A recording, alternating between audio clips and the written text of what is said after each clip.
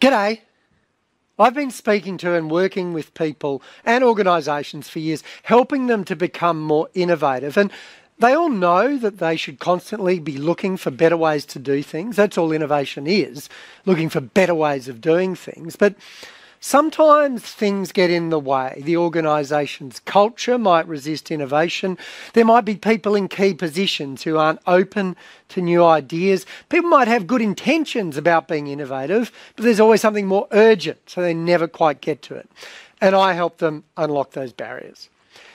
Then in March, COVID came, and very quickly we all had to change the way we worked, the way we communicated, how we socialised, even what we did for leisure. You had to rethink everything about your business. If you work in the events industry, instead of getting bookings, you were getting cancellations or at best indefinite postponements. You had to work out how to stay afloat, what you needed to do differently, and in Australia, how to stop people stealing your toilet paper.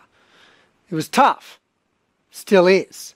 But in that time, you were really innovative. You worked out what the challenges were, what you had to do differently, then you did it. You had what I call innovative urgency. You had to be innovative to survive. And what I want to encourage you to do today is, as things gradually open up, as we emerge into the post-COVID world, is to not just automatically go back to normal. I want to encourage you to harness the innovative energy COVID forced you to generate and keep using it every day, to keep looking for ways to improve your business. Because if you do that, your business will stay healthy and continue to evolve. And if you don't, it runs the risk of stagnating. So to help you do that, I'm going to run through some of the barriers you'll face when you want to be innovative and explain how to overcome each one. And the first one is, I'm too busy. You want to work on making your business better, but you're too busy with all the other things you have to do. When COVID came, you found time because you had to. You identified problems, worked out what to do about them. As things open up, it'll be tempting to deprioritise innovation. Don't do that. If you're spending 100% of your time dealing with today's challenges and 0% of it working on how to get your business ready for tomorrow, I would suggest you over-prioritising today at the expense of tomorrow. I'm not suggesting 50-50. What about 98-2? 2% of your time, 5 or 10 minutes a day, thinking about how to do things better, making some innovation time. Do it every day for the next 2 weeks, then it'll become a habit and you'll do it every day. Really valuable time. The second big barrier to innovation is people labelling themselves as being not innovative. I'm not like Steve Jobs. You don't have to be. The vast majority of innovation isn't done by geniuses. It's done by people like you and me engaging with the challenges and opportunities we have and working out how to do things a little bit better. I've worked with over 1,000 successful innovators. Hardly any of them are geniuses.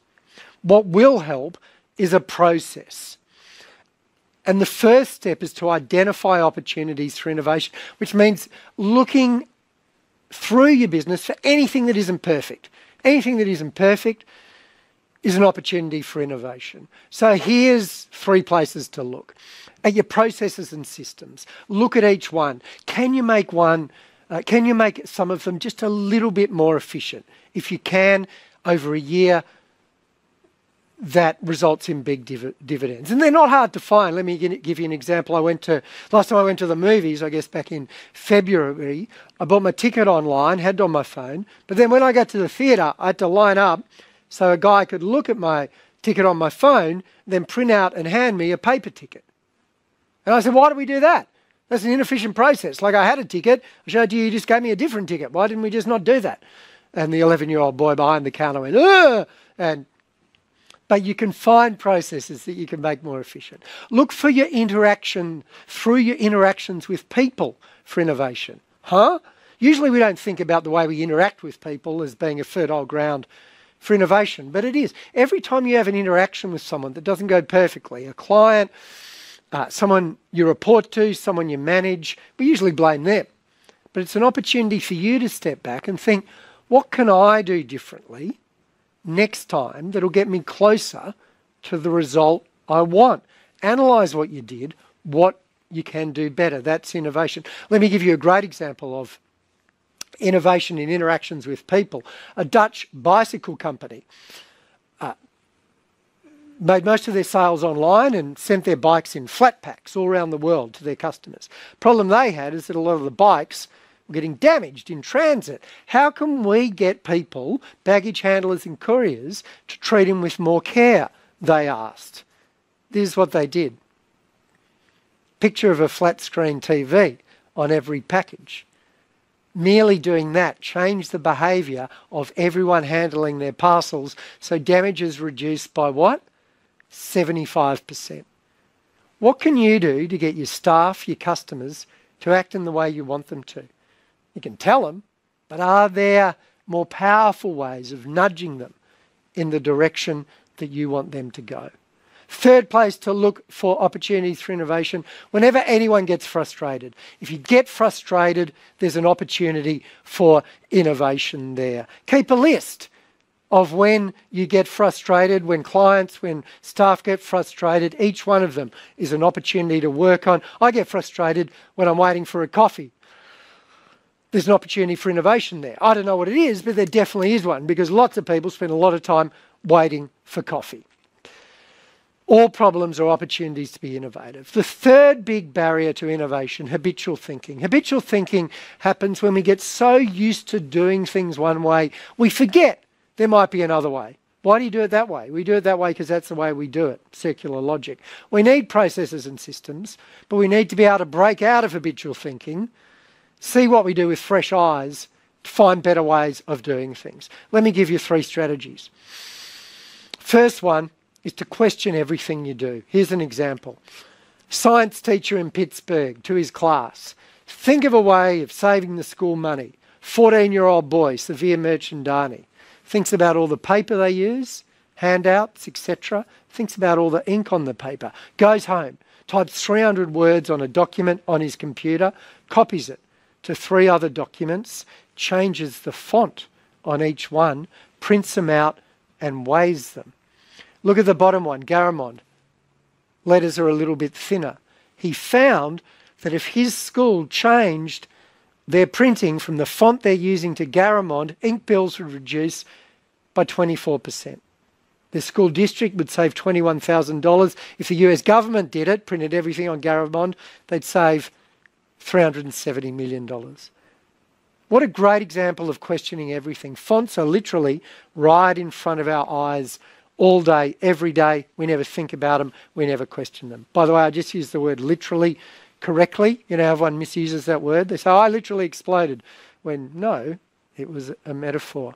Question everything you do. Maybe you do 84 things in a normal week. Question each one and think, is it possible we might be able to do it a bit better? 82 times you might say no. I bet you find a couple of opportunities for innovation. Challenge your assumptions. We all make assumptions all the time. Times change so quickly, often assumptions that were valid become outdated. For example, big companies have assumed that their people have to travel into the city to work in tall buildings. COVID forced them to question that assumption, and many have found that working at home, people are really productive, they communicate well, and they save all that commuting time. Lots of big companies, no way they're going back to that model.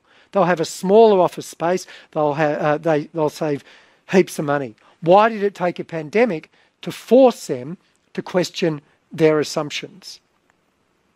What assumptions are you making that maybe you should question? Third and very powerful strategy, think like a customer. Put yourself in your customer's shoes. See your business and the way they interact with your business from their point of view. I was speaking to the head of a large Australian supermarket company. He said he goes into customers' houses, looks for insights into how they shop, looks in their cupboards, looks in their fridge. I'm assuming with their permission. I don't think he goes around breaking in. But be brave enough to ask your customers, when you finish a job for them, look them in the eye and say, what can we do better next time? Don't send them a survey. People hate surveys. But they love being empowered by you humbly and honestly saying, what can we do better next time? And if you do that, you'll get some powerful insights that help you to improve your business. That's a great story. Don't have time to tell it to you today. Hope I will in a longer form discussion. The next big barrier to innovation is people thinking it's too hard. Look, I tried what you said and I identified some opportunities for innovation in my business, and I just didn't have an idea really quickly. If you feel frustrated that sometimes it's hard, that you're not getting anywhere with innovation, that means you're doing it right. Everyone feels like that. A lot of people give up at that point and label themselves non-innovative. Don't. Keep going. And I promise you, you will have an idea. Might not be very good, but then you'll have another idea, and eventually you will have a great idea that improves your business. Again, having a process will help. Think. Really engage with the challenge or opportunity. When you have an idea, value it. Treat it like it's important. And thirdly, use it. Do something with your idea. Take it out into the real world. See if it's going to fly or die. Which brings me to the next big barrier, fear of failure. If you want to go on the innovative adventure, the innovative journey, recalibrate your relationship with failure. It's not something you should use to label yourself non-innovative. Failure is a necessary journey on the path to innovation. It's part of it. It happens every time we try. Hardly anyone has a great idea with their first idea. It's the fifth or sometimes the sixth. You know, WD-40, you know why it's called that? They had 40 goes, 39 failures. WD-24, pretty ordinary. WD-33, not much better. WD-40 made hundreds of millions of dollars. Push through failure, find the next idea. And the sixth and final barrier to innovation, I can't do it on my own. You know, I'm in a big organisation. Involve your team. Create an innovative culture. How do you do that? Look, I could talk about that for 20 minutes, but I won't.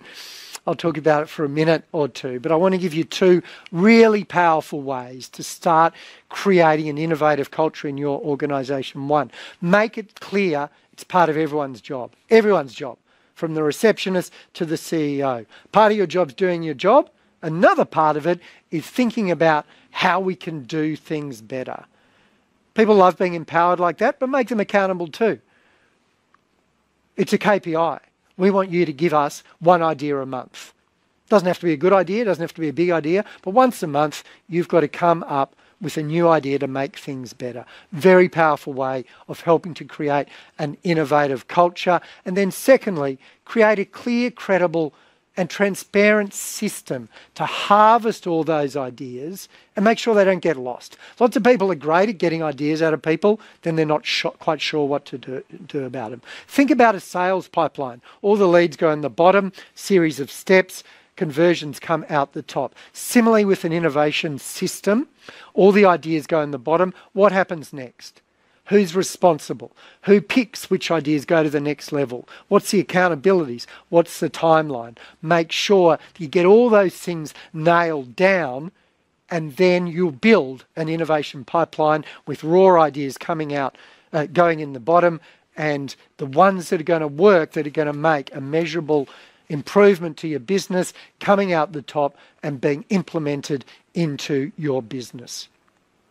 They are 6 barriers to innovation, but I hope now you don't see them as barriers. You see them as obstacles that you'll be able to overcome. Try and harness that energy you generated when COVID came, when you had to look at everything with fresh eyes and work out what to do. As things open up again, keep that innovative energy. Create an innovation habit. Keep looking at everything you do, working out how to do it better, and you'll set your business up for success. Thank you.